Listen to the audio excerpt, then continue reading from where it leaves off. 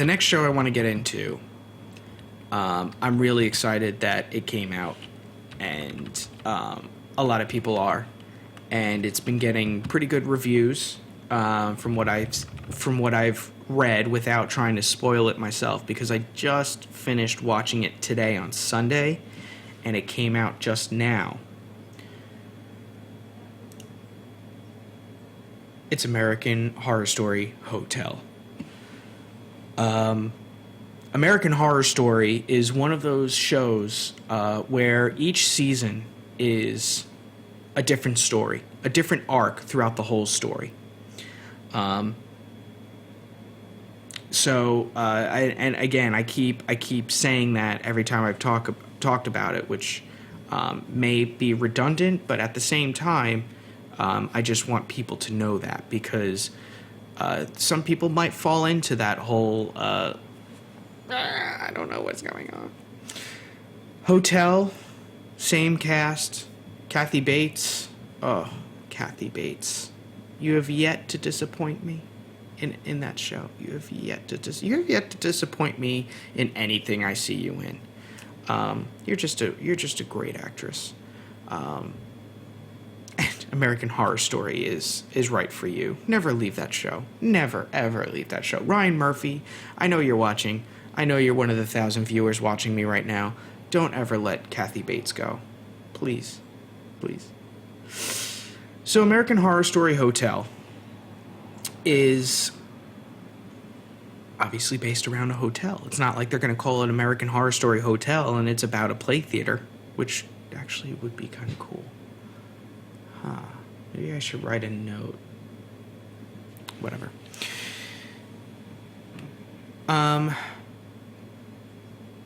At first when I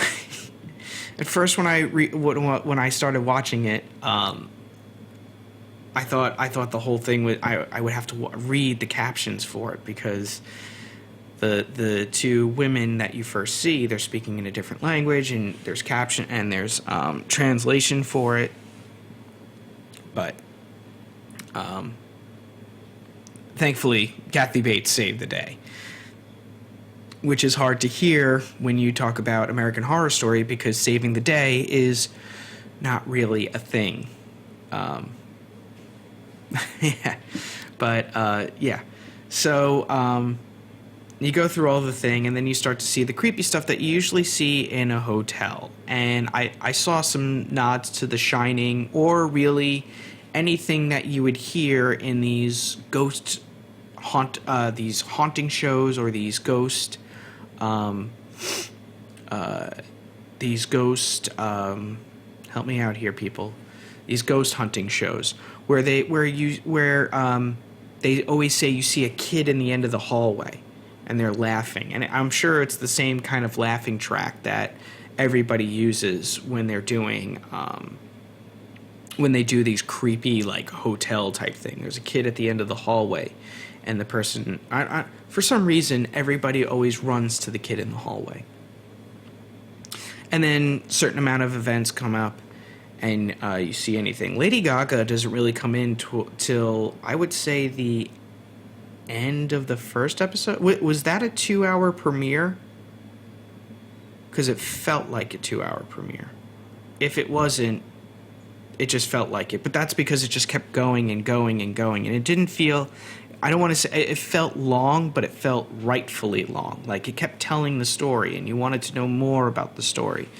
It does have a kind of like noir feeling to it, as to the fact that there is like a detective element to it, which is true in a lot of these in American Horror Story. That seems to be an over arc thing that happens in American Horror Story, where there is a bunch of deaths being investigated, and there's usually one, or there's multiple people behind it, or just one person behind it. So there was definitely that, and there was a nod to The Shining with and those ghost hunter stories where people always say that kind of stuff. The vampire,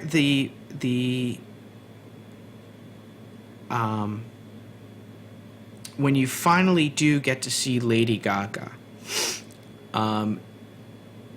I just wonder, is she the owner of the hotel? I don't quite know if she's the owner, because there was a part where Kathy Bates had said she'd never met the owner. Yet a couple scenes before, they're staring at each other face to face, and I'm not going to say why, but it does seem like, hey, you do know her. So I don't know if that does anything for it or what, but yes, Lady Gaga. It does seem like Lady Gaga's the owner of the hotel, because someone comes in, wants to buy it, and they're talking to her. So so on and so forth. There's you would assume that she is the owner. A lot of creepy things in it. I would have to say this season looks like it's not going to be for the faint of heart. For those of you who didn't like Kill Bill Volume 1 because of the major fight scene in the Dojo restaurant / hotel between Uma Thurman's character and the I'm sorry, I'm losing my train of thought. And all those I don't want to say the wrong gang. I think it was Yakuza. And you didn't like all the buckets of blood, this might not be the season for you of American Horror Story. I'm just gonna throw that out, throw this up here for that, because there is a lot of blood. There is just a ton of blood, and most of it does happen to go around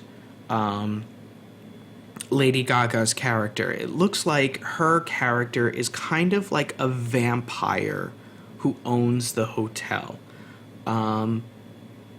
Obviously, the sunlight does not really affect her because I think they had the windows open for something else, for something rather another. But she hunts like a vampire kind of thing. And it was really cool to see the scene where she goes out to go catch her prey. They went to a movie where they were showing the original Dracula movie with Boris Karloff as Dracula.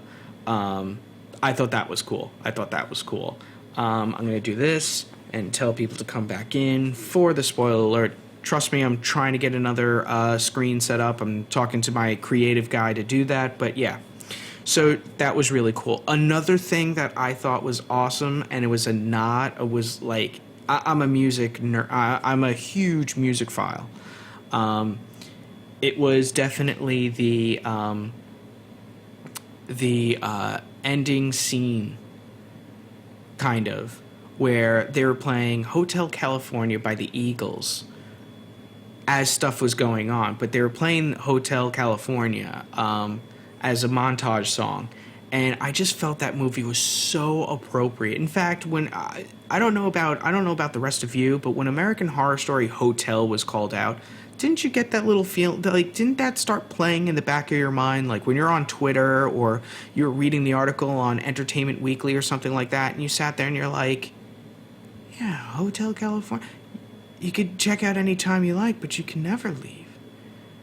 And I think that song, because Ryan Murphy put it right in the beginning, right in the pilot episode of the season, the first episode of the season, I think that is just, it's a huge sign. I think it's great.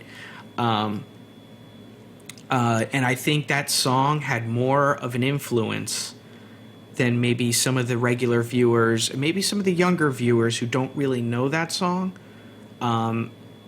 care to like point out. So I would definitely say, kids, if you have not heard that song, go back and listen to it and really listen to the words. In fact, go to YouTube, find the lyric song version of it, like the lyric video where they have the lyrics, and just read the lyrics, because that's where they got you. The song is just great. For you, the older generation out there, you know exactly what I'm talking about. So it was really cool to see to hear the Hotel California song in there. And also, was that just like a description of the hotel kind of feeling that you're going to get for the rest of the season? Is that a little foreshadow? Was that a little foreshadow, Ryan Murphy? I think it was. Lady Gaga is great in this show. And she fits right in with this hotel theme. She's going to do well in this show. And by the way that they're doing the opening credits, she's going to be in the show for a while.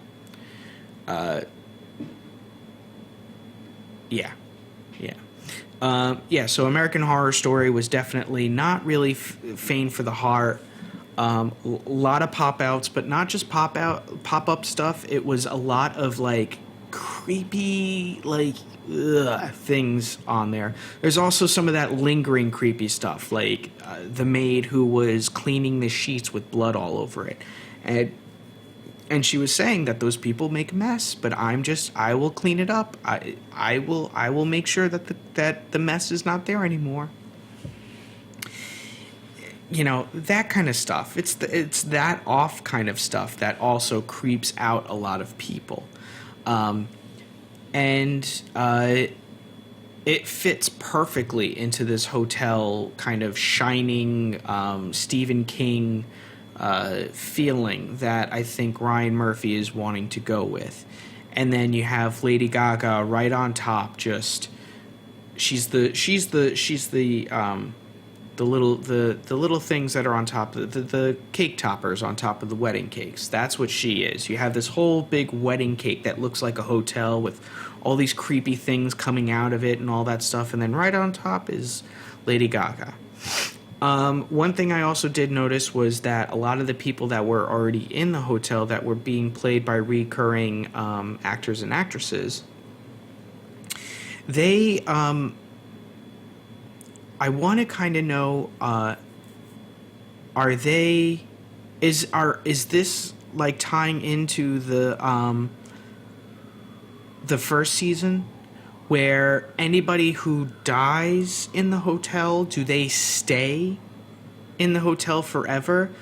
The first season was a haunted house, and anybody who died on the property of the house would live forever within the confines of the house. And they haunted the people in the house. And then on Halloween, they were able to leave the confines of the house. The house was the thing that was keeping all of the spirits and everything in the house. But on Halloween, the spirits of the house were able to relinquish the spirits of the house. I know it's a very weird concept to try to follow, but that's what they did. And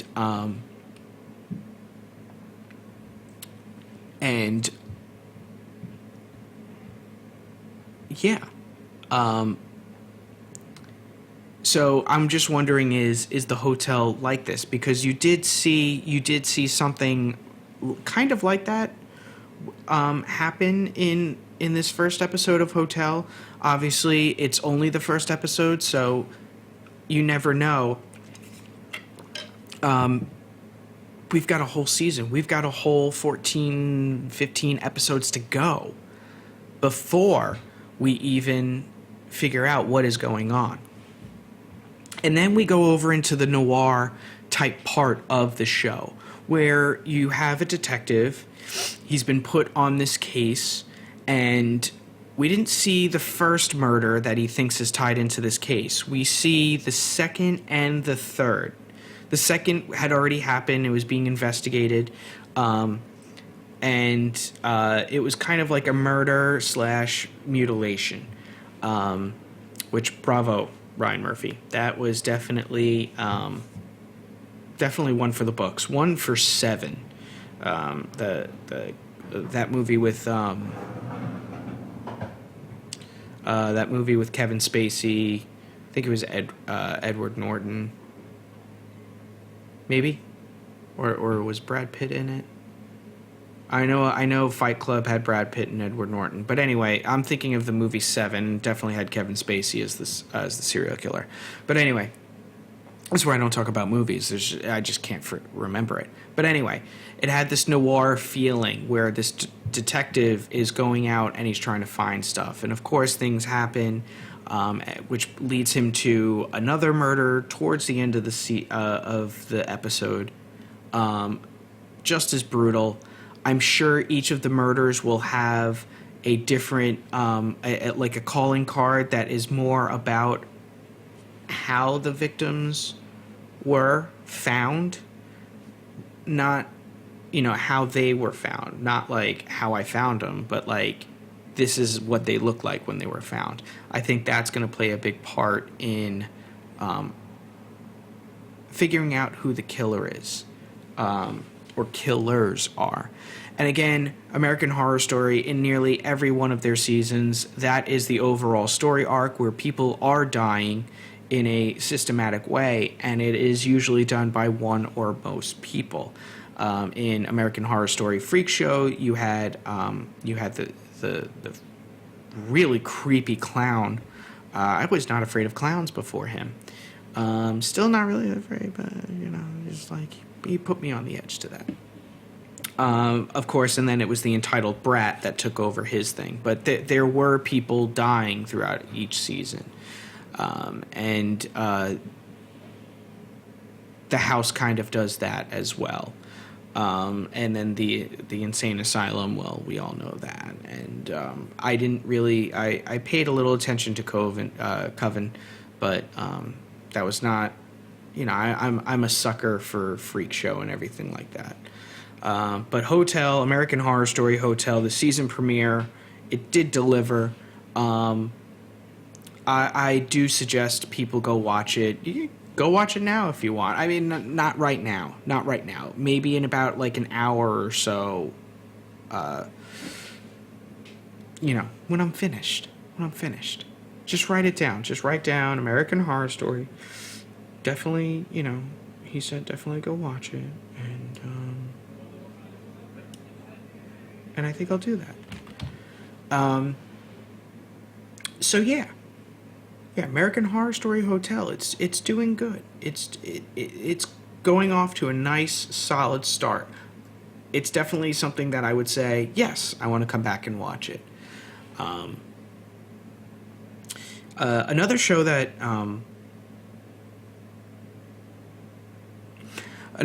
premiered on Wednesday night was a favorite of mine from the DC universe, and it of course brought out The Flash, and it's going to be bringing out Legends of Tomorrow. Is Arrow.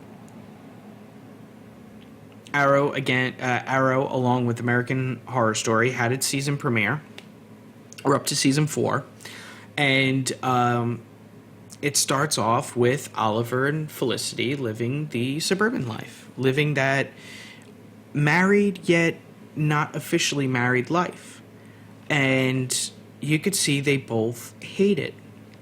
The surprising part, though, was that Felicity hated it more than Oliver did, and things are going on in Star City that brings them back in. You find out all this stuff, lying behind each other's back, this and that, and the whatnot. And they are brought back to the city, and they're there to help out their friends. Now, as what we had found out in the last season is that the Arrow was caught and killed. It was killed by Oliver's sister's boyfriend, on again, off again boyfriend, who had some of that really crazy serum in him. He was killed in prison, and everybody thought he was the Arrow because he pretended to be the Arrow so that the real Arrow, Oliver, would not get caught. You know, it messes with your mind. And then they kill Oliver's younger sister, but she gets thrown into the Lazarus pit, which Ra's al Ghul has been using to keep himself alive all these years because he's ridiculously old. But it's taking a toll on his life because it's kind of hurting him and all that, blah, blah, blah, blah, blah, blah, blah. So the season opens up. You see Black Canary. You see Speedy, who is Oliver's younger sister, in a Red Arrow costume, and she even says, well, why don't you call me the Red Arrow? And they said something to like, what, are you always turning right? And then you see Diggle in a hockey mask. Yeah, what was with that? I mean, they tweeted the picture out of Diggle in like his new digs, but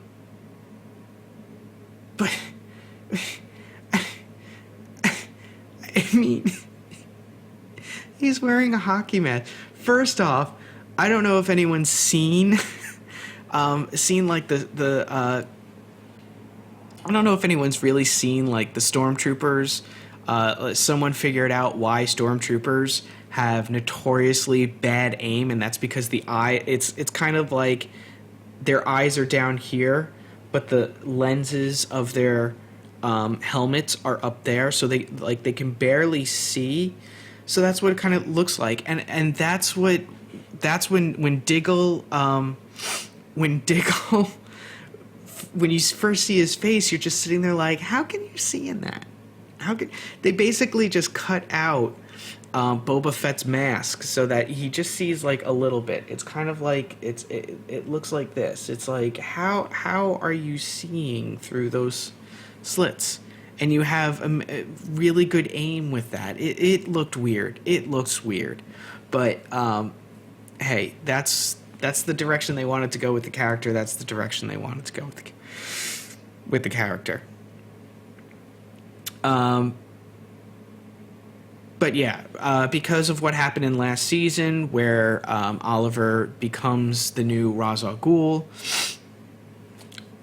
we're thrown in with this conundrum of, well, who's going to be the new Ra's, and Oliver decides to throw it all away so he can go and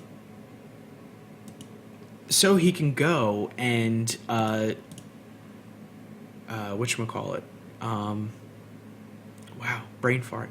So he could go live his life with the woman he now loves, who is Felicity. And that's what you get to see. I mean, you get to see them in this suburban life that they've created for themselves. Playing games, making brunch, exchanging recipes, the good life that chokes the life out of you. But,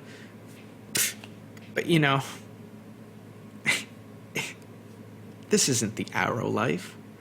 So eventually, Felicity and Oliver make it back to Star City to help out their friends in it's the one last mission, because it's the season premiere and Arrow is only going to do one last mission. This is the last one, I promise. Well, things go wrong. They find out they're dealing with someone who's got superhuman powers. He's not a metahuman, so they don't call the Flash. They don't call Barry Allen. But we do find out that his name is Damien Dark, who is this billionaire type person who's coming in. I actually, when I was looking for his name so I could sound somewhat intelligent on this show, they did say who he was, and there was in fact a clip from last season in which, when Ra's al Ghul was talking to Oliver, he mentioned Damien Dark. And Damien Dark essentially was Ra's al Ghul's equal, and they were both set to follow the demon to follow in the follow and worshiping the demon, and Ra's al Ghul won, and he was supposed to kill his partner, who was this Damien Dark, but he couldn't, and he was essentially asking Oliver to kind of do the same thing, to kind of just be like, listen, don't do that, please don't, please. So Damien Dark is this billionaire type of person. We do see him pray to the dark demon, and he's with this group named Hive, which we again heard in a previous season when Diggle was part of this Suicide Squad and he was with Deadshot. Deadshot had mentioned that someone had said in passing before he had died, Hive. Again, I'm not well versed in the comic book world, especially DC. Even though I'm a huge Joker fan, which is probably an oxymoron in itself. But I would assume Hive is kind of like your Shield or Hydra. Just an evil corporation.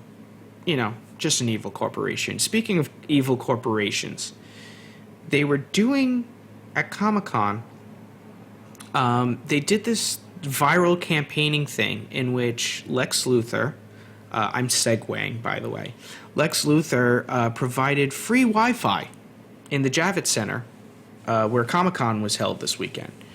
That Wi-Fi sucked. Nobody joined it, but I understand the viral campaigning. However, when Sensei Masashi Kishimoto wanted to get onto the internet to try to download an image for him to draw for us, the crowd, the internet was not working. So thank you, Lex Luthor, for not being as cool as Tony Stark. That's all I'm going to say. But anyway, back to Arrow. And then, so Damien Dark is our new villain for this. Now, if he was the equal to Ra's al Ghul, and in that speech that I had watched with Ra's al Ghul talking to Oliver Queen about this Damien Dark character who has embraced the demon fully, every person has an equal, basically Ra's al Ghul was saying. Does Ra's think that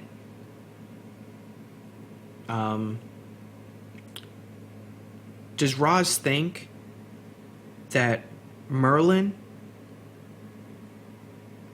is Oliver's equal?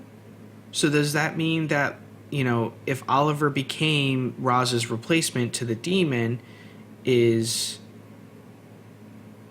Merlin going to be more like Damien Dark? Are we going to see an alliance between the two of them, or what? But yeah, it's just a question. Again, it's only the season premiere. If you have any comments, by all means, let me know in chat. Let it go. I mean, I don't want Super John here to be the only one in the chat with me, but yeah, is that a feasible kind of feat? Who knows?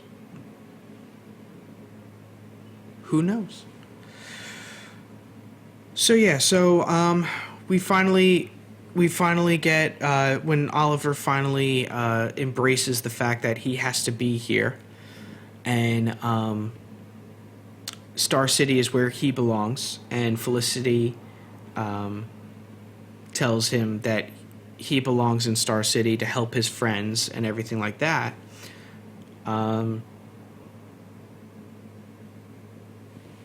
Excuse me. We get that feeling that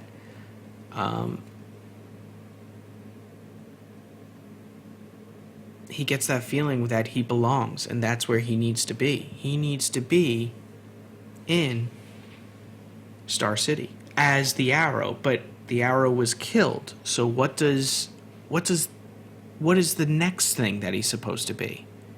Ah, yes. All we're going to do is call ourselves Green Arrow. Yeah. Yeah, all I'm going to do is just put an adjective in front of my name, and nobody's going to know the difference.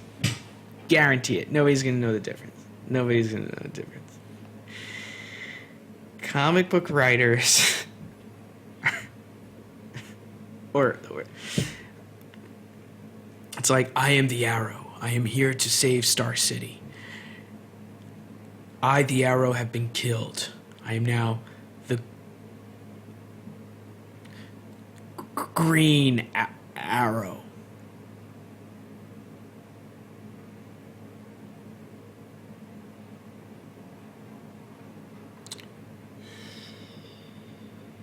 Okay, so that vigilante Arrow is gone.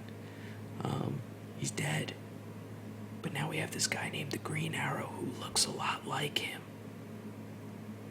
I don't know what to make of this. Do you? No. No. Nope. Nope. Nope. Bitty. Nope. Nope. Nope.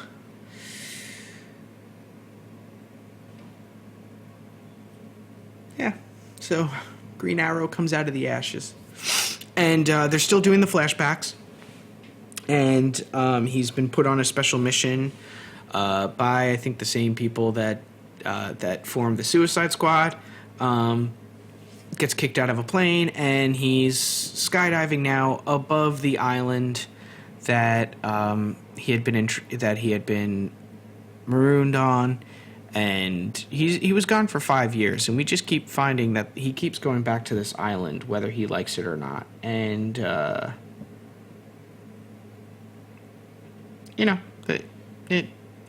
island is always going to be there. Because that's where we found him in the pilot, in the first episode of the first season. He was at the island. He was all scruffy looking, but now he's handsomely scruffy looking. I don't know. I could not tell you what is going on with that. Also, there was an interesting part in one of the scenes where Speedy, Oliver's younger sister, goes all sorts of crazy, and doing her job, and then she just keeps wailing on this guy, just keeps going in on this guy. And is this foreshadowing something? Again, this is a season premiere, so what I do is whenever a season premiere comes out, if they do something that seems that significant, I usually sit there, and you got to sit there and ask, like, how is this gonna affect the rest of the season? Is it? Oh. It's Feast 770. Welcome to the stream. Thank you so much for following. Thank you. Welcome to the stream. You're awesome. You are awesome. Thank you so much for hitting that follow button. Listen, it's the little heart button right there. It's the little heart button. Do you see the little heart button? It's like right there, or right there, or right here, or right there. I don't know. It's somewhere on the screen. It's somewhere here. It's somewhere. I think it's like it's this button. No, it's this button over here. Yeah, it's this one. It's like right there. I think I'm finding it. But anyway, TC 7700. Welcome to the stream. Welcome to the new nerd. We're talking Arrow. We're talking whether or not Speedy wailing on that guy. Could the punches be related to what I think was her going into the Lazarus Pit. Last season, she was killed for some reason. I think it was just Ra's al Ghul trying to reach out to Oliver, saying like, "Hey, buddy, here's my calling card. Gonna kill your sister." They dropped her in the Lazarus Pit, and she lived. However, she came kind of jumping out of it like something from the Blade movies. So is that kind of like stuck in her now? Does she always have that sort of thing with her? I don't know. I don't know. We'll see. We'll see again as the season premiere goes. But again, little details like that are usually what I pick up, or I try to pick up in these shows, and then I try to see if if they do anything with that. Or is it just a one-time occurrence and it's just like, well, she's just wailing on this guy because she's angry. I would be too if my boyfriend decided to inadvertently kill himself in the name of her brother. I would too if I watched my father kill my mother. I would be too if I found out that my father is really a bad guy and is not the guy that was supposed to die with my brother. She's been through a lot. She's been through a lot. And her DJ tried to kill her in her own bar. So, this girl's been through a lot. I do feel for her, and I feel as if she was given a bit of a hard time throughout the series, but I gotta say, she's coming out all right. She's coming out all right. She'll do fine. She will do fine. So yeah, that's something to look on. Is she going to keep, not every episode she's going to keep wailing on a guy, but it's something that Oliver noticed, and it's something that I think you, the viewer, and me, the viewer, should notice as well, because it might bring up something a little out there. And there is that mistrust still between Diggle and Oliver because of the whole Oliver taking on becoming the new head of League of Shadows. But it's okay. It's okay. They'll get through it. They're best of friends. The trust is starting to come back now since Oliver has joined up with them and has become the Green Arrow, which he looks exactly like Arrow. They got the wrong guy. But hey, if Star City's police department is so bad that they need a couple of vigilantes to do their work, I'm sorry, but everybody needs a hero. And then towards the end, at the end of the episode, we see something where they jumped ahead for the first time. They jumped ahead 6 months. And Grant Gustin made a cameo as Barry Allen / the Flash, which is on Tuesdays on the CW. We'll be talking about that on Wednesday. But right now we're talking about how he showed up and asked Oliver if he needed help. Oliver said, no, this is something I have to do on my own. You're right. Every superhero is going to say, this is something I need to do on my own. So that's what he's going to do. He's going to do it on his own. Yippee.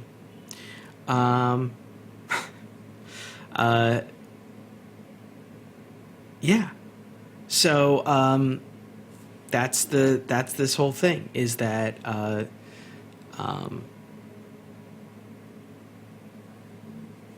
trying to think.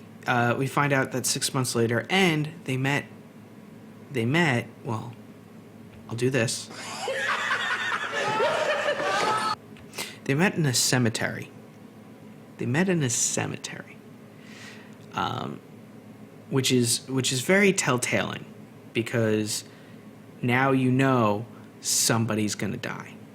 And the way that Oliver's acting, it could be anyone.